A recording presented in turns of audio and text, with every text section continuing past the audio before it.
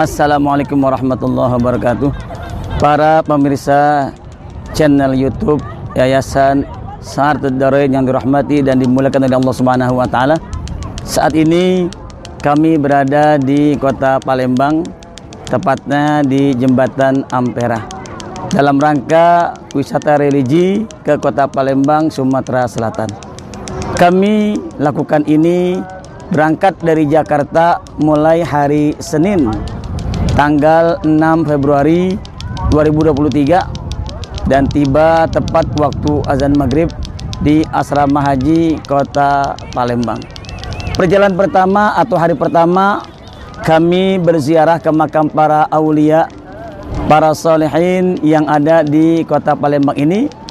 Yang pertama kami ziarah ke makam Kiai Marogan yang bernama Mas Agus Haji Abdul Hamid bin Mas Agus Haji Mahmud, di mana beliau salah seorang ulama karismatik penyebar dakwah Islam di negeri Palembang ini.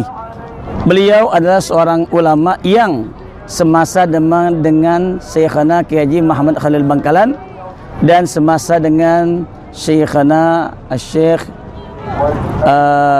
Nawawi Al-Bantani. Lalu setelah kami berziarah ke makam Kiai Marogan, kami juga melanjutkan perjalanan religi kami untuk ziarah ke makam Al-Habib Ahmad bin Hamid Al-Kaf, yang merupakan beliau adalah murid daripada Al-Habib Ahmad bin Abdullah bin Talib Al-Attas. Juga beliau merupakan murid daripada Al-Habib Ali bin Muhammad bin Husain Al-Habsyi, penyusun kitab Maulid Simtud Duror. Di mana perjalanan kami ziarah ke makam beliau ini bukan semata-mata untuk ziarah, tapi juga ingin menyambung sanad keilmuan kami, bahwa dari beliaulah sanad keilmuan kami ini nyambung, di mana beliau pernah mengajar di Ma'had Al-Khairiyah Surabaya. Di antara murid beliau adalah Al-Habib Salim bin Ahmad bin Jindan, yang merupakan ulama karismatik di ibu kota DKI Jakarta. Di antara murid daripada Al-Habib Salim bin Ahmad bin Jindan adalah kami punya kakek almarhum al-maghfurullah Muallim Ki Sabdullah, dan dari beliau kami banyak menuntut ilmu, mengambil hikmah dan berbagai macam bidang studi keislaman. Oleh karenanya dari Palembang inilah kami menyambung sanad keilmuan dari kami yang belajar kepada kami punya kakek Muallim Ki Sabdullah, dari Muallim Ki Sabdullah yang belajar kepada Al-Habib Salim bin Ahmad bin Jindan, Al-Habib Salim bin Ahmad bin Jindan yang belajar kepada Al-Habib Ahmad bin Hamid Al-Kaf, dan dari Al-Habib Ahmad bin Hamid Al-Kaf yang makamnya di Palembang ini belajar kepada Al-Habib Ahmad bin Abdullah bin Talib Al-Attas Pekalongan, dan juga belajar kepada Al-Habib Ali bin Muhammad bin Husain Al-Habsyi Simtud Duror. Inilah yang kami maksud daripada menyambung sanad keilmuan. Di samping itu pula kami juga berziarah ke makam Al-Habib Abdurrahman bin Muhammad Al-Munawwar, yang merupakan sosok daripada ulama karismatik di tanah Palembang ini, yang mana tempat tinggal beliau saat ini sudah menjadi cagar budaya yang dikenal dengan sebutan Kampung Arab Al-Munawwar. Kemudian perjalanan kami lanjutkan dengan berziarah ke makam sultan-sultan yang ada di Kota Palembang ini, di mana kita tahu bahwasanya di Palembang ini pernah berdiri Kesultanan Palembang Darussalam. Di antara raja-rajanya yang kami ziarahi saat di Kota Palembang adalah Sultan Mahmud Badaruddin I. Disitulah kami berziarah di makam beliau dan juga di makam sultan-sultan yang lainnya, dengan penuh harapan semoga ziarah kami diterima oleh Allah Subhanahu wa taala dan kami bisa mengikuti napak tilas perjuangan serta sepak terjang daripada para leluhur kami, para ulama-ulama kami. Mudah-mudahan ini memberikan manfaat untuk kami semua. Lalu saat ini hari yang kedua dari perjalanan kami di Kota Palembang, di mana kami mulai dengan berwisata religi ke Bait Al-Quran Al-Akbar, di mana Bait Al-Quran Al-Akbar ini adalah satu wisata religi yang teramat sangat luar biasa, karena di situ terpampang Al-Quran dengan ukuran besar, hasil karya daripada anak santri, hasil karya daripada anak bangsa yang telah mendunia, yaitu hasil karya daripada akhirnya Al-Ustaz Hadi Sofwatillah Mozaib, yang merupakan seorang santri yang begitu mahir di dalam menulis aksara bahasa Arab, atau dalam hal ini sangat-sangat mahir dalam menulis kaligrafi Arab. Nah, setelah dari situ kami juga berwisata ke Museum Sultan Mahmud Badarudin II, di mana di museum tersebut banyak mengisahkan tentang bagaimana perjuangan beliau dan juga peninggalan-peninggalan yang ada di museum tersebut. Yang jelas, Sultan Mahmud Badarudin II ini adalah seorang sultan yang memang sangat cinta kepada Allah dan Rasulnya, sangat cinta kepada tanah airnya, dan tidak rela kalau tanah airnya harus dijajah. Maka dengan segenap kemampuan beliau lawan penjajahan VOC, tapi karena keterbatasan pasukan dan persenjataan, akhirnya beliau dapat dikalahkan. Itu pun dikalahkan karena kelicikan ataupun tipu daya daripada orang-orang Belanda. Akhirnya beliau dapat dikalahkan dan beliau dan serta keluarga diasingkan ke Ternate, Maluku Utara, hingga akhirnya wafat dan dimakamkan di Ternate, Maluku Utara.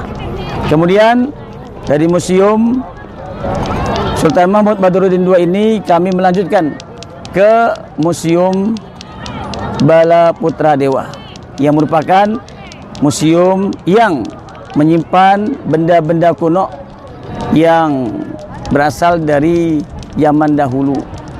Bahwasanya dari Museum Bala Putra Dewa itu kami dapat mengetahui bahwa Palembang ini adalah kota yang merupakan kota tertua di bumi Nusantara ini, di mana kota ini telah berumur lebih dari 1.300 tahun. 1.300 tahun. Hal ini ditandai dengan prasasti-prasasti yang ada dan ditemukan di sekitar kota Palembang dan Sumatera Selatan. Seperti itu pula ada peninggalan di museum ini yang ikut ditampilkan, yaitu berupa peninggalan ulama kita, yaitu Syekh Abdul Samad Al-Falimbani, berupa kitab Siyarus Salikin. Hal ini menunjukkan bahwasanya pengurus daripada Museum Bala Putra Dewa bukan hanya menampilkan daripada benda-benda peninggalan terdahulu yang nuansanya bernuansa animisme, dinamisme, tapi juga peninggalan keislaman seperti halnya peninggalan ulama kita Syekh Abdul Samad Al-Falimbani berupa kitab Siyarus Salikin. Setelah itu kami beristirahat dan menikmati suasana senja, suasana sore di Ampera. Tepatnya di belakang kami terdapat jembatan Ampera, di mana jembatan Ampera ini adalah jembatan yang memang dibangun di zaman pemerintahan Soekarno pada tahun 1962.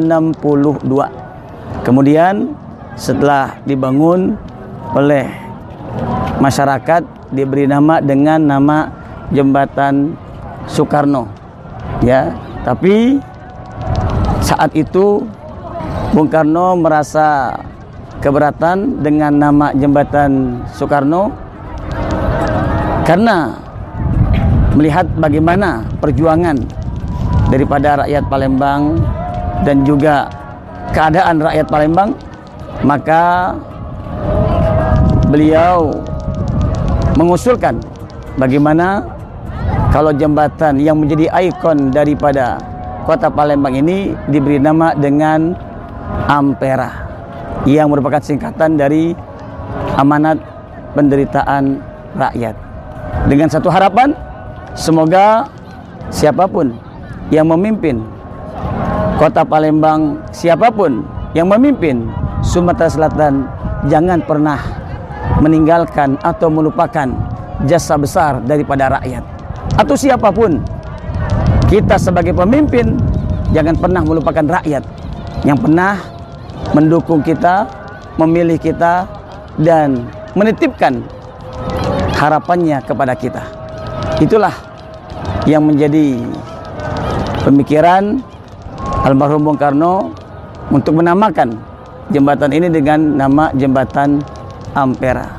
Semoga dari Jembatan Ampera ini akan menjadi hikmah buat kita untuk senantiasa berbagi kepada mereka yang memerlukan, baik itu fuqara, masakin, dan anak-anak yatim. Demikianlah sedikit uraian kami dari kota Palembang dalam wisata religi kami di kota Palembang ini, yang insya Allah besok Yaumul Khamis tepat pagi pukul 8 kami harus keluar dari penginapan asrama haji kota Palembang untuk selanjutnya menuju kembali ke ibu kota DKI Jakarta.